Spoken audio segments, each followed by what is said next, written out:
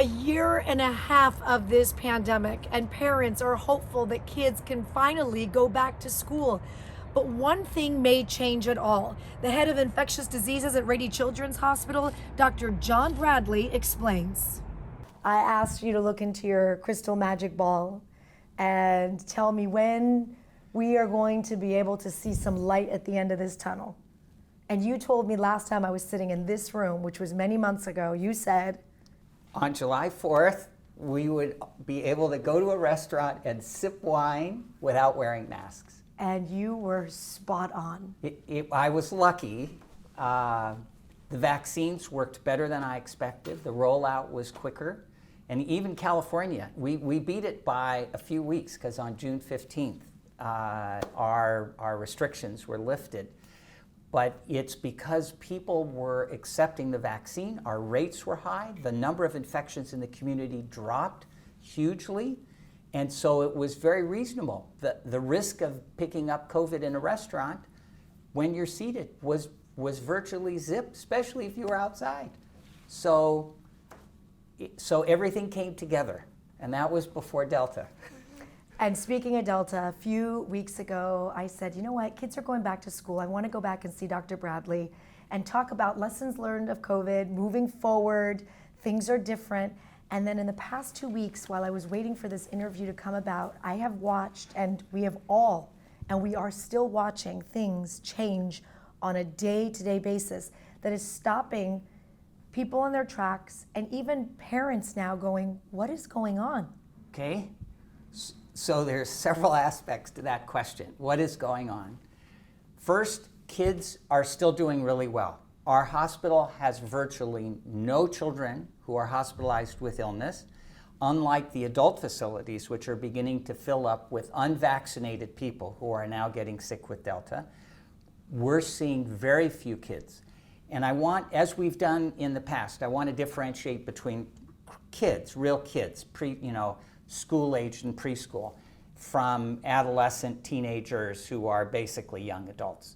So all the risk factors for adults for hospitalization we see in those young adults. So if you're an obese teen with starting to grow your beard, you're just as at risk of being in the hospital as the adults. So for the few kids that we see in the hospital, most of them are adolescents. The younger kids, school-age kids, preschool kids, virtually nothing, even with Delta. So I want your parents to know that Delta is not causing extra illness in children. What we know is that Delta is more contagious. That everyone agrees with. The Delta virus produces more virus in each person it infects. It spreads more quickly, so the incubation period's shorter. You only need a brief encounter with someone who's infected with Delta to get it if you're unimmunized. So what we're doing for the kids is we're not worried that kids are going to get sick from Delta, but we're worried that kids will be infected with Delta, and then they will be a means to spread Delta in the community, primarily to unvaccinated people. And as you know, for hospitalizations, virtually all of them are in unvaccinated people. Because if you're vaccinated, Delta will not get you so sick that you'll end up in the hospital. The vaccines will protect you. So it may not protect you from any infection. And if you're out there in a bar, in a closed-in bar with no ventilation and everyone's having a great time, and someone has COVID, you can actually still get infected even if you're vaccinated. Intimate relationships, husband, wife, girlfriend, boyfriend, if one of them has it and the other's vaccinated, you can transmit it. But the people who are immunized don't get sick enough. They're not filling up the hospitals. And you've seen the data, 99% of the people in the hospitals with Delta are previously unvaccinated. So back to the kids. Kids will do fine with Delta, but they'll get infected if they're around adults with Delta. And just kids will pick up stuff. And as you know, we discussed this was the huge surprise. Kids can be infected and spread the virus without being symptomatic at all. Is Delta bringing more symptoms to the kids? No, than before? Not that we know. We're tracking that, but so few kids are ending up in the hospital with Delta as the community numbers go up that we do not think that kids are getting sicker with Delta. We do not think kids are getting sicker with Delta. You say we do not think. Recently, I heard a doctor, head of a hospital somewhere in the Midwest, and she had said two things which may have started to cause alarm in a lot of parents. Okay. She said, the Delta is a beast and it's coming for the kids. Ooh, so neither of those is actually true, okay. but I will address each one. Okay. So when you say it's a beast, I don't know what a beast is, other than a beast would be killing people. And as you know, we, the World Health Organization, the CDC, has categorized COVID variants. There are 3 levels. One's of interest, one's of concern that cause disease. And then there's the top level where it's like killing people. Half the people that get infected will die, like avian influenza. Mm-hmm. So the beast to me are those viruses that are killing people, healthy people, right and left. We're not there. Delta does not do that. If you're unimmunized and you get sick, you'll get hospitalized with this just as you would have with the B117 UK strain. And the more people that get infected, of course, if 20% of them end up in the hospital, you'll get 20% of those that get Delta in the hospital. There's some suggestion that maybe it's a little bit more, maybe 25% rather than 20%, and I'm just loosely quoting statistics here. But it's not the evil virus that's killing people. That is still a concern, that will arise, that a new variant, which is deadly, will arise, but it has not happened at this point, and everyone is on the lookout for it. So that's why we're sequencing all these positive coronavirus cases that get admitted to the hospital to see if they're Delta or something brand new. And so far, Delta's basically taken over. Someone made a joke, which I thought was really good. If there was the COVID Olympics, then Delta would get the gold medal of COVID virus, because it's certainly beat all the others. But it's from its contagiousness, not because of the disease it causes. From what I am understanding, yes, the more that this virus spreads in the community to unvaccinated people, yes, it gives the opportunity for this virus to continuously mutate. Yes. Right? It took me a second to be able to understand this. And in Arkansas, they're now, where there's widespread disease, they're now finding Delta variants. So the Delta virus, which is further mutated because it's spreading in so many people. So the more people that get infected, the more the virus has a chance to create more variants, some of which could be worse. And those, when you say worse, may affect our kids or may take the vaccine that so many have received and make it ineffective? Or less effective, or ineffective, yes. But what we know is that there's a few variants, and we've discussed this, that have a mutation which makes the vaccines not work quite so well. Mm. So the original strains of coronavirus are those that are in the vaccines. There's a mutation in some of the variants, especially the South Africa one and the Brazil one, that make it harder for the immune system to recognize it, which is a completely different trait than the variants which spread faster, attach to cells more effectively, and reproduce more in your respiratory cells so that you become more contagious. So there's increased spread types, and then there's immune evasion types, which make it harder for your system to knock out. So there are a couple of immune evasion types, and they've tested people who've been immunized, and your immunity with the current vaccines in the United States are still good. It's not as good as with the original strain, but it's still good, and it prevents you from getting serious disease, and it prevents you from getting hospitalized. But more people will get some symptomatic disease on exposure with these immune evasion variants than they would get with the original strain.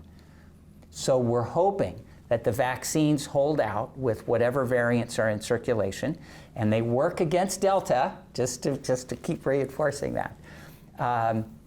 And there's a whole next generation of vaccines that are underway. So Pfizer and Moderna and Johnson & Johnson are looking at the variants that are out there, and they can sequence the variant, and they can put that information for the variants into a new vaccine. And this week, Thursday, what's today? Tomorrow, yeah, tomorrow. Tomorrow at the CDC, there's going to be a discussion about whether we need booster shots. Boosters, yeah. And what kind of virus will go into the booster shots. So the public health officials are already looking to make sure that for the variants that are out there, that we improve our vaccines so that they're just as good against the variants as they were against the original strain. While we're on the topic of vaccine, okay, because I know a lot of parents are asking for their younger children. Yep. When will the vaccine be ready for young kids? So the vaccine trials are going really well in children right now. I just emailed one of my friends last night in preparation for talking to you today. And the Pfizer vaccine trials are ahead of Moderna. And it's expected that by September, that the data will be shared with FDA, especially for 6 to 12.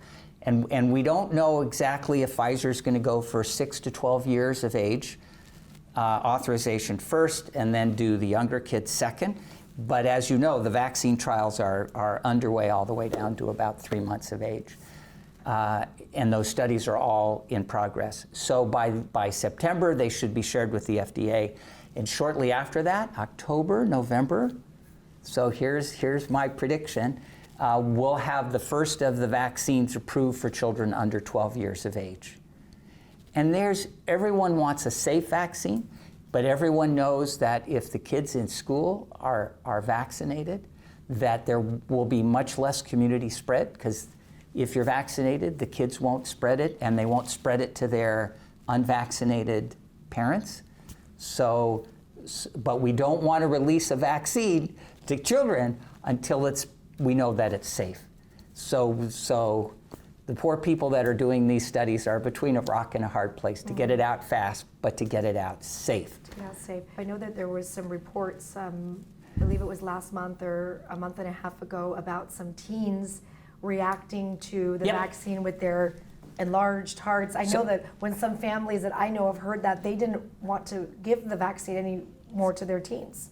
Okay, so that's a great question. And I want to reassure the parents that the infection is much worse than this vaccine reaction. And it's turned out, from the best of what we know now, is that it's a short-term reaction to the vaccine that occurs in 1 in 30 to 50,000 people who get this. And it's primarily in young adults, which includes the kids who are currently getting the vaccines down to 16. But the peak is in the 20s, so young adults, even those that we don't take care of. It's a rare event, and let me make a comparison to the fact that a lot of people have a sore arm after they get the vaccine. And I had some fever the next day and felt yucky. And then within a couple of days, I was back to normal, and the pain eventually went away.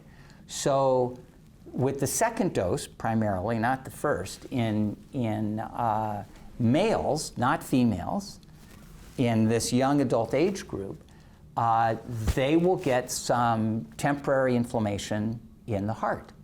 And it's a reaction, a short-term reaction to some inflammatory components that get triggered with the vaccine. But as your body settles down and goes, oh, this is just a vaccine, we're not seeing a lot of virus. We don't have to call out the guard. Your fever goes away, your flu-like symptoms go away, people's headaches go away, and the kids that we've seen with the myocarditis, and we've had 6 here hospitalized, their myocarditis goes away. And we were tracking them with echocardiograms, and they get better within a few days. So what we thought was going to be injury to the heart turns out to be a little bit of inflammation, just like you get with your arm, where the vaccine is, or the headache. It's a temporary vaccine-associated side effect, not a long-term targeted tissue injury side effect. So, but we didn't know that at first. You're right, we were really worried. But across the country, there are groups that are tracking it. There's cardiologists led from Boston Children's who have a whole network of sites, and we're part of that, looking at these kids. And so far, every single one of them has gotten better, and every single one of them, it's been very short term, and their cardiac function just comes back to normal within just a few days. So good to hear. Yeah. So good to hear. So the risk of a reaction in these young adults, who are still pediatric age group, but these young adults, the risk of a problem with the vaccine is far less than the risk if you actually get infection. Perfect. Far less, including saving lives. Mm-hmm. So the CDC actually looked into the benefits in this age group and what those benefits would look like with if you were all vaccinated, and comparing it to a whole group of people who weren't vaccinated, the same age group, young males, and there's no comparison. The vaccine is just incredibly much better for the health of these young males. CDC says if you're vaccinated, you don't need the mask.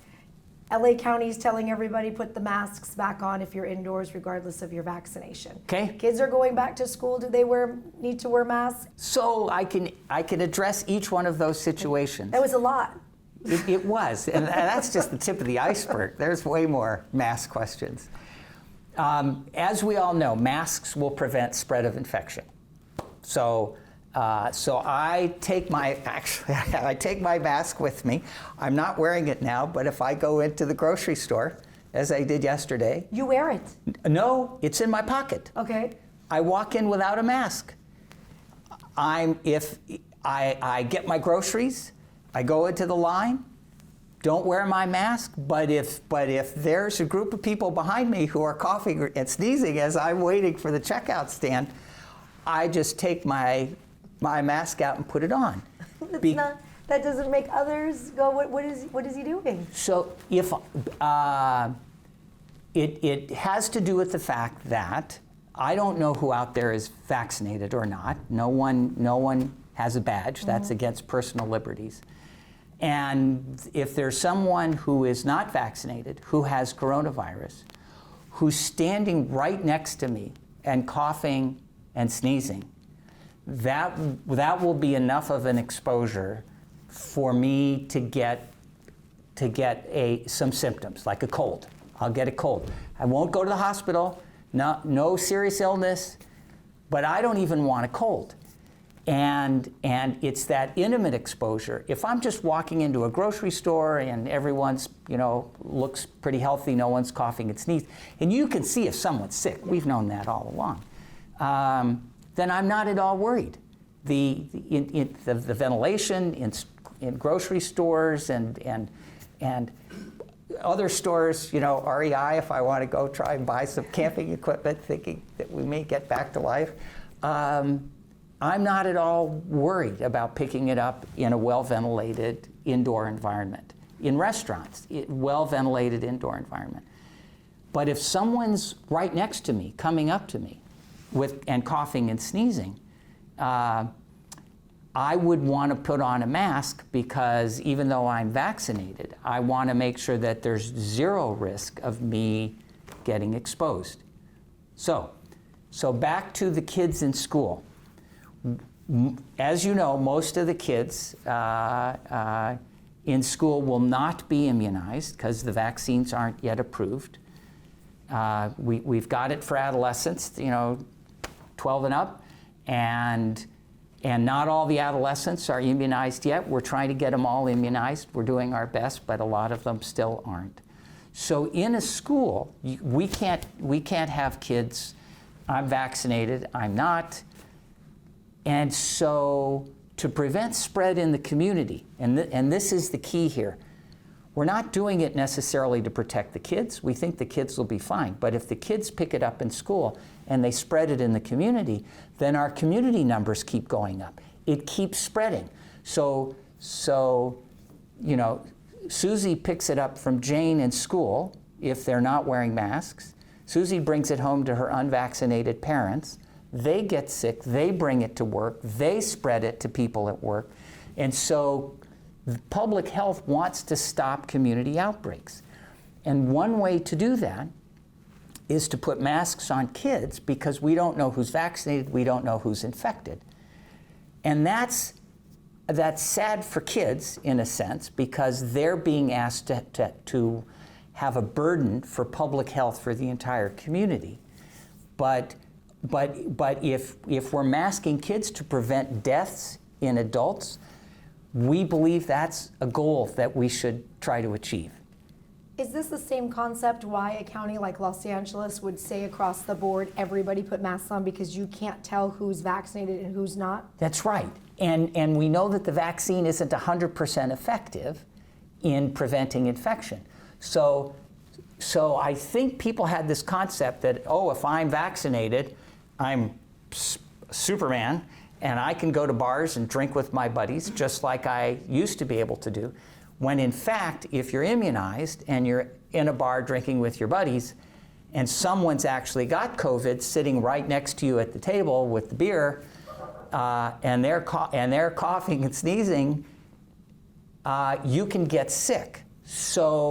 And even if you're immunized, you won't get as sick, you won't make as much virus, you won't be as contagious as if you weren't vaccinated.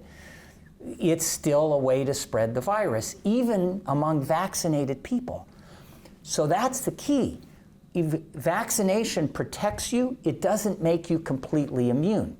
And that's the message you need to share with your friends, because that's why people who are vaccinated are asked to wear masks indoors where there may be people who are not vaccinated with active infection, and we want to protect these vaccinated people from even getting a mild cold from the unvaccinated people who are coughing and sneezing in an indoor enclosed environment that may not have good ventilation. And that's interesting that you say that, because I think the notion and what many people think is, I got the vaccine, I'm good. Yes. I can go back to life. And you're saying not necessarily the case just yet. Correct. So give me a word, Shally. What word would you say that I should use to tell people that if they get vaccinated, they're not completely immune? If they're exposed in an intimate situation or to a high dose of virus, you can get sick, but you won't end up in the hospital with serious illness. What word of protection should I use to tell people how the vaccine can protect you but not completely make you immune? I think you just said it, and I understood it very clearly. But there's a word that I need that may not exist in the English language that is the connotation that you're partly immune. You're partly immune. But then people will say, then the vaccine doesn't work, you're not protected. Well, you are protected. So please help me understand how I can communicate better. Well, just this explanation, I think, will help people understand that you are protected in some way, but it doesn't mean that you still can't get sick. Right. You're just not going to end up in the hospital and die. Right. And that might be okay for you, but in the meantime, you could be spreading that virus because you have that little cold to somebody else who will go in the hospital and die. Yes. Yeah. And to take it even one point further, and to go back to the school thing, you've got 4 kids, and if they go to school without masks and they're not immunized, they have a risk of picking up coronavirus at school and then bringing it home. You're vaccinated, but you're going to be kissing and hugging your kids. And if they're sick, and we all do this, I'm an infectious disease doctor, and I would hug and kiss my kids with colds. It's crazy. But if you hug and kiss your child who has coronavirus, you'll get a little bit sick. And we can't afford to have you sick, Sally. You're too important. So if all the kids in school are masked, then you are not at risk of picking up coronavirus from your children as you hug them and kiss them. And that's at the basis of this American Academy of Pediatrics recommendation that kids all wear masks so they don't spread it and then bring it home to their parents and grandparents and cousins with cancer and all that sort of stuff. So it's a way to contain the virus. Just when we thought that this was kind of going to maybe be all over, we're still talking about this again, and the future looks so unknown now. Is it unknown to you? As you know, to me, it's not black and white, it's all gray. And what we need is for people to get vaccinated, and if the community rates of immunization are so high, then even if someone with Delta gets in a group of vaccinated people, then those vaccinated people, if there's no real close intermittent, they won't pick up the infection, they won't spread it, and the more people that are vaccinated, the less chance that Delta has to circulate. So as Delta's circulation drops in a community, the chances that you pick it up anywhere it gets less and less and less. And at a certain point, it's your risk of picking it up in the community is super small. If California was operating under the tier system as we were before, the numbers today would have put us in a purple tier. That's how much the numbers have surged over the past few weeks and months. Right. And it's unvaccinated people who have Delta. And I think there's some reassurance that everyone out there who's been vaccinated is protected, and especially if you don't go around people who are symptomatic. So even though the numbers are up, it's up among people who are not vaccinated. And we've tried to tell people, please get vaccinated, it'll protect you. But, and you're spreading truth, and there's so much rumor out there about bad side effects of vaccine that are not true, that people who really would get the vaccine if they knew the truth are not getting it, and then Delta is so contagious, you just need to be walking down a hallway and be right next to someone for just a few minutes, and if you're unvaccinated and they're symptomatic, you'll pick it up. Those data are now coming out in publications. It's super contagious. So the numbers, the spread in the unvaccinated community is huge. And that's of concern to people who are not vaccinated.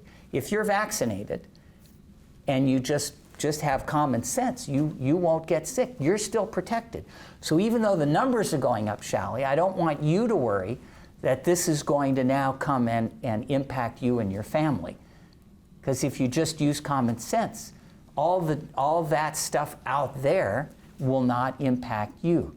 I ask as a mother of 4 kids and a handful of parents who asked me to ask you, when you say common sense, would common sense allow us to send our kids back to school this fall? Yes. Yes. They'll be okay? They'll be okay. I have 2 grandkids, 6 years old and 11 years old, and they're going back to school. I'm completely confident. Excuse me, they'll be wearing masks. And my little granddaughter looks just beautiful in her mask. And it's just like a piece of clothing to them. They're used to it by now. So, so it would have been safe for them even without masks, but with masks, it's even safer for them to go back. You don't have to worry about the kids. It's the families of the kids. It's the grown-ups that are the real concern. Makes total sense. Yeah. Makes total sense. We In adults, the other problem is long COVID. You know, people have brain fog and headaches and lack of energy that goes on for months. And in children, there are kids who've been in lockdown for all this time. And yeah, maybe they're misbehaving, but it's not because of the COVID they had, it's because of the lockdown and not being able to be around their friends. So I think school will help with that. We are part of a couple of networks that are supported by the National Institutes of Health to investigate long COVID in children. And so when a child has COVID, we enroll them in the study, and then we actually have routine follow-ups with them for 6 to 12 months. And we do scoring and testing, and we just see how they do, so we can see if long COVID really exists for children. But that's another reason for kids to wear masks, because even if long COVID exists but it's a low rate, you wouldn't want your child to be at risk. Certainly it's not, long COVID in adults is like 20 to 30% of adults. And certainly it's way less that than in children, probably less than 1%. But we're now going to look at that very carefully. If you could look in your crystal ball now, and we're in August, and I say, Dr. Bradley, what do you think is going to happen for the rest of 2021? Okay. And what's 2022 going to look like? Will this ever be different again? I mean, we've just been doing this for so long that it almost feels like it's the new way of life. If I can try and put this in perspective, when you and I first started to have our conversations, it was bad. It was horrible. Everyone was wearing masks. There was paranoia. Everything was shutting down. If I were to come into the hospital, the freeways were empty. Most bizarre thing I've ever seen. And we did have to worry because no one was vaccinated and the virus was spreading, and we just didn't understand it. Here we are now, at the end of July. We've got millions who've been successfully vaccinated. The news is Delta is spreading, but if you look at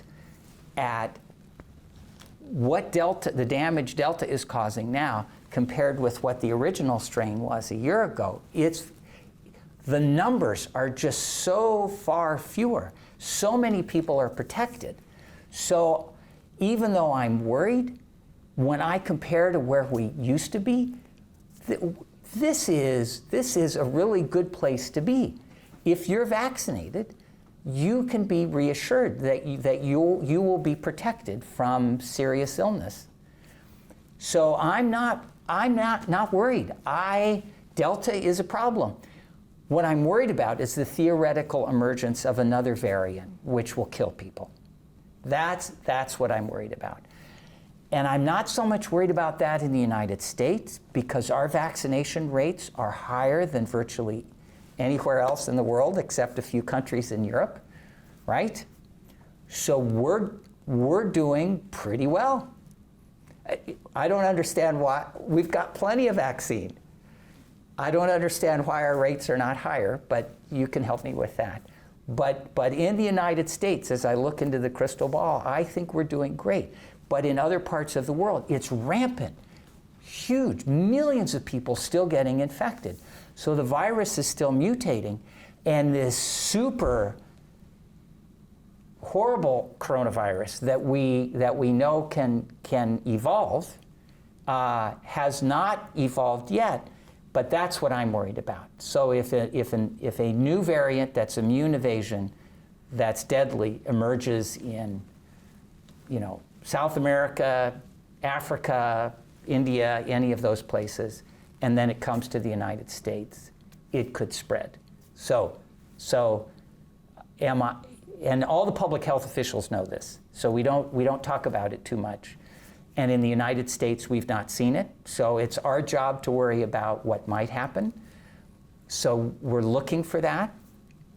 And as you know, well, you may not know, every patient that's admitted to a hospital in California who has a positive test the state is asking for that sample to be able to sequence it to see if it's still Delta or there's a new variant that's coming out.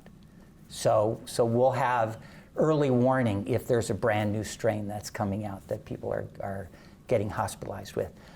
So to get back to your question, I think we're in a really good spot, even though your colleagues in the press are trying to play up Delta and how bad it is. It spreads a lot quicker, no doubt about that, but it's not killing people more than the other strains, and it's not hospitalizing vaccinated people. So you're in a wonderful position, Shally. You're going to be protected. And so that fear that we had a year ago, where God only knows, you know, anyone walking down the street could be a threat to you, that's all gone. No, I remember those days. So do I. Well, and now our kids are going to go back to school. And they will. And if they wear masks, you don't have to worry about them coming home with COVID. So you understand public health policy and how decisions can be made not to protect one specific person, but the public. So now that you have some background on why we want coronavirus to not spread in schools, do you think that the policy of asking kids to wear masks is reasonable or not? My kids are going to wear masks. Okay, well, and we want all kids to wear masks.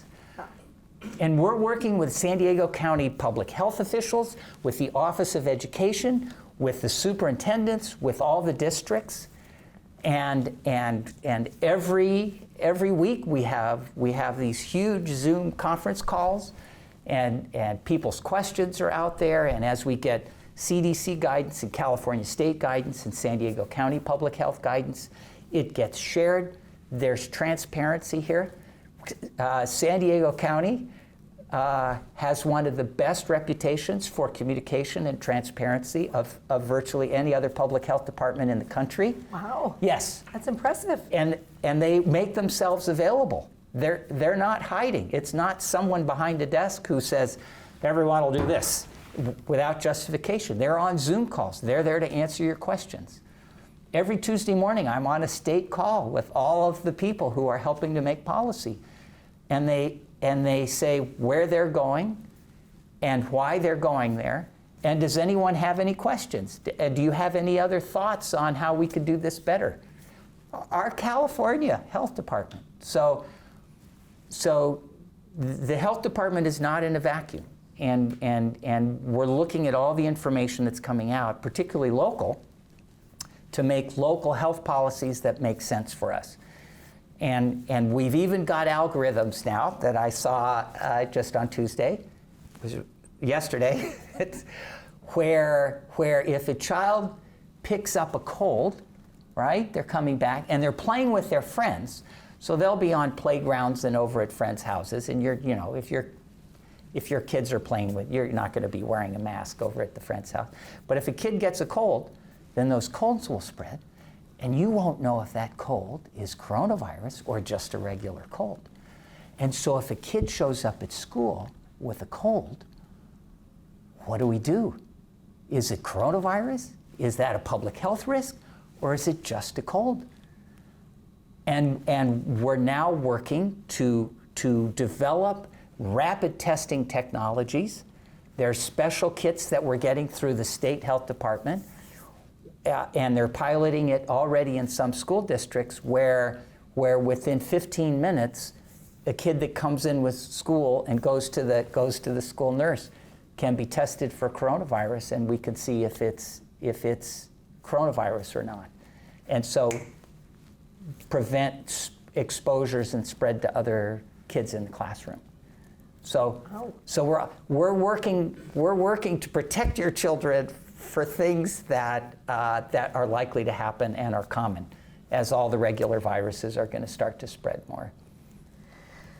Does that make sense? Yes. Anything else that I miss in the past few months? So one other thing about schools. Yes. We obviously, the counties, all the counties are tracking new cases. And so new cases, new hospitalizations are being reported every day. what we're going to track is once kids go back to school, will there be a blip in cases? And we expect a little blip, because there will be people who won't be wearing masks. And there's not going to be mask police in the schools to, put on your mask. And we actually don't know how enforcement will be done. We know what the policy is, but no one wants to, make a kid go to detention if they're not wearing a mask. But all that's going to need to be discussed. But we're going to track disease once kids go back to school and see if there's community outbreaks. So just like after June 15th, when the stay-at-home mandates evaporated and we saw a blip, it was just a blip. It wasn't so bad. And I think as Delta moved in, the blip was worse than it would have been if it was the old B117 strain. But we'll see what happens with the kids in school. So we create the best policy with the information we have at the moment, but as more information comes in, if we need to change directions, we're very willing to do that based on new information. And we'll share that new information with everybody. It's like, well, we're doing this because of that. And once kids get vaccinated, once the vaccines are approved and we have vaccination rates in schools that are above 60 to 70%, maybe kids won't need masks in schools. Won't that be wonderful? And maybe life may go back to normal. Absolutely. So by next summer, when there'll be vaccine for the younger kids will be out by spring. And so if the vaccination rates go up, I think by next summer, all this concern will probably be a memory. Oh yeah, the booster shot. There's a lot of talk right now about the boosters, and I've spoken to you so much now that I think I could answer that question. Yes. But just explain to those, because a lot of people are asking whether they had Moderna, the Pfizer, the Johnson & Johnson, will they need booster shots come in the fall? Great question. I get that a lot. And the answer is, at this time, the 21st of July, there is no booster that's being recommended. End of story. If a new variant comes out, that's an immune evasion where the immune system can't work, then we'll revisit that. I can tell you there was a lot of confusion when Pfizer said, oh, we're going to the FDA for authorization for a booster shot. Well, there's two parts of that story. One is people thought that meant that people would need a booster shot. And in fact, Pfizer doesn't make that decision. It's the CDC and the FDA and public health authorities, NIH, Dr. Fauci. So, and they do that looking at the evidence of whether vaccinated people are starting to end up in the hospital. So we know so far that if you're exposed to Delta, you don't end up in the hospital. But if by mid-September or October or November, the rates of hospitalization with Delta are going up and it's people who are fully vaccinated, that will trigger the booster. But what Pfizer's doing is they're in position so that if say, November 1st, CDC says, we think you need a booster, Pfizer will say, hey, we got a booster that's already FDA authorized, just use ours. So it's a financial marketing position, which I think is actually quite smart of them, because, and as we've discussed, it's sort of, I think it's more likely than not that we'll probably get boosters.